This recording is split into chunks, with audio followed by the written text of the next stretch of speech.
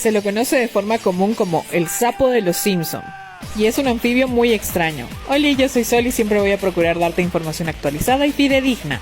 Te invito a que me sigas en todas las plataformas como Sol19Aqua. Este extraño ejemplar tiene la carita súper larga y fina, y fue descubierto por un grupo de biólogos en Colombia.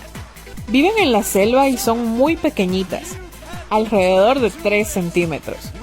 Apodaron así a este animalito ya que le encuentran semejanzas con el señor Burns de la popular serie Los Simpson.